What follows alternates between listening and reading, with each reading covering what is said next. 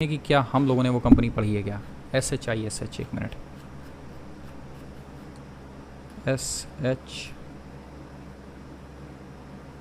ABCDEFGH, नहीं brother, SHI नहीं, इसके फंड, एक मिनट, ये अवॉइड कैटेगरी में पड़ी हुई है हमारे पास में। वजह क्या है, स्मॉल कैप, बहुत छोटी कंपनी थी, इस वजह से 100 करोड़ का मार्केट कैप था, ठीक है ना, तो इस वजह से कंपनी हम लोगों ने अवॉइड कैटेगरी में डाली है। रोस 20 का है, मार्जिन्स 8% के करीब, प्रमोटर होल्डिंग 72% बढ़िया है, सेल्स ग्रोथ पिछले 3 सालों की तकरीबन 65% और सेल्स ग्रोथ 5 सालों की, बहुत बढ़िया चीज़ है। देखिए एक चीज़ बहुत ध्यान से समझिएगा,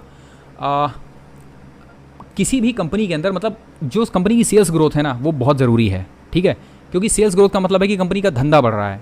क्यों, आप एट लास्ट कंपनी के धंधे में ही पैसा लगा रहे हो, तो कंपनी का धंधा बढ़ना बहुत ज़रूरी है, ठीक है। कंपनी की सेल्स ग्रोथ अच्छी है, 3 सालों की भी और 5 सालों की भी। प्रॉफिट ग्रोथ एक बार देख लेते हैं ज़रा। प्रॉफिट ग्रोथ 40% की है 3 सालों की, और प्रॉफिट ग्रोथ 5 सालों की कहाँ गई? अरे प्रॉफिट ग्रोथ 5 सालों की कहाँ है भाई, ये रही 5 सालों की 118%, दैट्स गुड। क्या करती है कंपनी, चलो कंपनी की वेबसाइट पे चलते हैं। शीश industries engage in the manufacturing and selling corrugated plastic sheets which are used in industries like architecture, construction, packaging, printing and medical equipment. देखें ज़रा क्या करती है कंपनी, कौन सी शीट्स बनाने का काम करती है। ये प्लास्टिक शीट्स बनाने का काम करती है company, cold chain solutions provide करती है, वूवन फैब्रिक बनाती है, इंसुलेशन बिल्डिंग मटेरियल्स बनाती है, और मटेरियल हैंडलिंग के बिजनेस में है। ये वाला पर्टिकुलर जो पार्ट है ना वो बहुत ज़्यादा मतलब कॉन्फिडेंस नहीं देता है, ठीक है। मटेरियल हैंडलिंग में safeguarding, customize packaging solutions देती है, बैगेज बनाने का काम करती है, इंसुलेशन में रिफ्लेक्टिव इंसुलेशन बनाने का काम करती है, रूफ अंडरलेमेंट बनाने का काम करती है, और radiant barriers. Cold chain solutions में कूलर बैग्स बनाती है, फिश बॉक्स, आइस बॉक्स बनाती है जो मेडिकल इंडस्ट्री में इस्तेमाल होते हैं, वाटर टैंक इंसुलेशन कवर्स बनाती है, पैलेट कवर बनाती है, ओके, पॉन्ड लाइनर बनाती है, और लंबर रैप्स, ठीक है। अब ज़रा कुछ और देखें, बिल्डिंग मटेरियल, मटेरियल हैंडलिंग्स, ठीक है, इंसुलेशंस, ओके, कोल्ड चेन्स हो गए, जियोग्राफिकल स्प्लिट, अच्छा कंपनी का एक्सपोर्ट ज़्यादा है, तकरीबन 66% कंपनी का एक्सपोर्ट है, 34% से लेकर 50% के आसपास में कंपनी डोमेस्टिक एरिया में प्ले करती है। R&D इनिशिएटिव, ये थोड़ा सा इंपॉर्टेंट है। Through strategic investment in R&D, Shish industries has successfully manage to innovate and develop several unique products. Some of the achievements of the companies are: first company to develop and patent 5-ply polypropylene corrugated sheets, अच्छा, developer of indigenous reflective insulation product Carmica, developer of industry first product like Arkina roof underlayment। In company, इन दोनों चीज़ों के बारे में पढ़ना बहुत ज़रूरी है, ठीक है। ये जो है एक कार्मिका और एक ये आर्किना रूफ अंडरलेमेंट की, ये बेसिकली कितना इस्तेमाल होते हैं इंडस्ट्रीज़ के अंदर और कहाँ कहाँ, ठीक है। अब ज़रा कंपनी का डेटा अच्छा लग रहा है, ठीक है। अब कंपनी के चार्ट्स पे आते हैं, ये रहा कंपनी का chart pattern, consolidation zone, up trend. अब ज़रा कंपनी का वैल्यूएशन देखते हैं। स्टॉक P 48 का है, और प्राइस टू बुक वैल्यू चाहिए हमको 7 का है, थोड़ा सा महंगा, बट स्टॉक P सस्ता है, ठीक।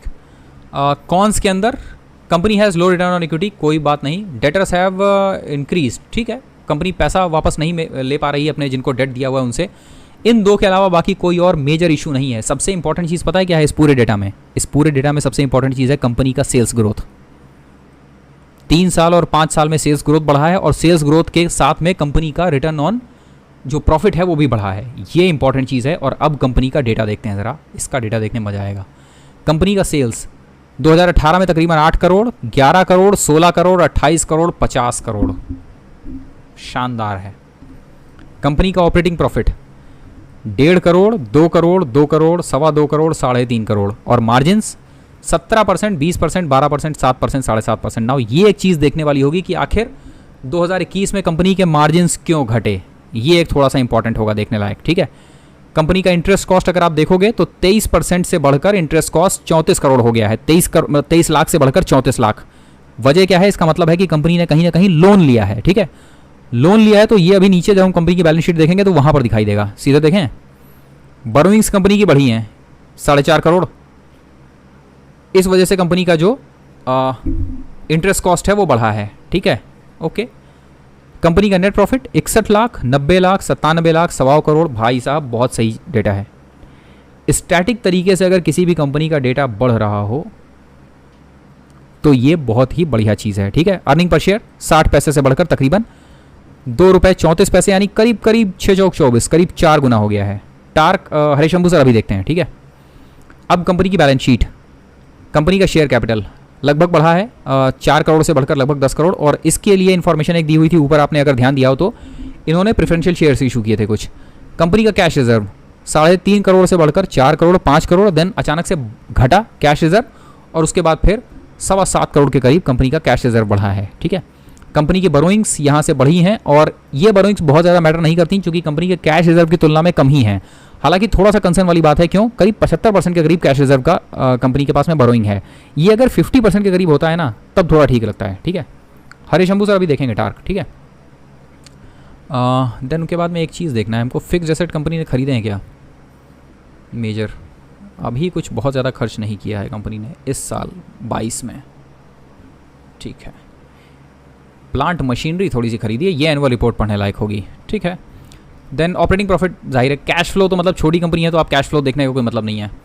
डेटर्स डे थोड़े से बढ़े हैं और यही चीज़ वहाँ पर जब नेगेटिव पॉइंट्स ऊपर कौन से हम लोग देख रहे थे तो वहाँ पर दिखाई दिया है। डेटर्स डे बढ़ने का बहुत ज़्यादा फर्क नहीं पड़ता है बट बहुत ज़्यादा फर्क नहीं पड़ता है, ठीक है। आमतौर पर होता है कि कंपनी का जो कैश है वो थोड़ा सा फंस जाता है कुछ टाइम के लिए। इन्वेंट्री डेज कंपनी के कम हुए हैं 163 दिनों से घटकर तकरीबन 80 दिन, जो कि एक अच्छी खबर है, ठीक है। देन कैश कन्वर्जन साइकिल घटा है 150 दिनों से घटकर तकरीबन 100 दिन, लगभग 30% का इसके अंदर सुधार आया है।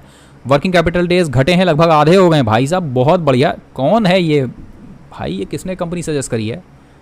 शीश इंडस्ट्रीज। छोटी थी इस वजह से हम लोगों ने पढ़ी नहीं, बट कंपनी अच्छी है, इसके डेटा सुधर रहे हैं, ठीक है। ओके और ओवरऑल प्रमोटर्स के पास में होल्डिंग तकरीबन 70% के करीब है और पब्लिक के पास में होल्डिंग है तकरीबन 30% के करीब। डेटा बहुत ही बढ़िया, चार्ट पैटर्न बहुत ही अच्छा, कंपनी का वैल्यूएशन सस्ता है और कंपनी री रेट हुई है, लगभग 5 गुने हो गई है। क्या ये कंपनी रडार पर रखने लायक है? 100% ये कंपनी रडार पर रखने लायक है। अगर ये रखने लायक नहीं है तो फिर भैया कोई कंपनी रखने लायक नहीं है, ठीक है। शीश इंडस्ट्रीज़, अब क्या करना चाहिए? इसकी एनुअल रिपोर्ट्स उठानी चाहिए, ठीक है। एनुअल रिपोर्ट्स उठाइए, उसको थोड़ा डिटेल में पढ़िए, देखिए कि उसका पीयर्स अवेलेबल है क्या, इस कंपनी का कोई पीयर अच्छा अवेलेबल है क्या हमारे पास में, ठीक है। और अगर अच्छा पीयर अवेलेबल है, इससे बढ़िया बिजनेस है, तब तो अलग बात है।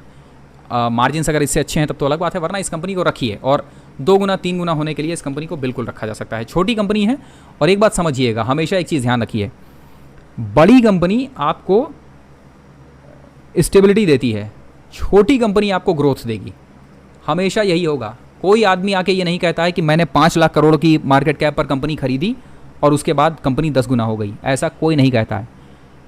जहाँ डिस्कशन होता है वहाँ यही होता है कि 500 करोड़ का 1000 करोड़ की कंपनी मिल रही थी, 1000 करोड़ पे ली है और आज 1 लाख करोड़ पे खड़ी है कंपनी, या 5000 करोड़ पे पूरी कंपनी मिल रही थी, आज 2 लाख करोड़ पे कंपनी खड़ी है। हमेशा यही होता है, इसलिए बात समझिएगा, ठीक है ना। मेहनत करनी पड़ेगी, छोटी कंपनीज ढूंढनी पड़ेंगी, आइडेंटिफाई करनी पड़ेगी। मल्टी बैगिंग वहीं होती है, लाख करोड़ की कंपनी मल्टी बैगिंग नहीं होती, मतलब 1 लाख करोड़ का मार्केट कैप लेकर कंपनी मल्टी बैगिंग नहीं होती, ठीक है। बहुत ज़रूरी है।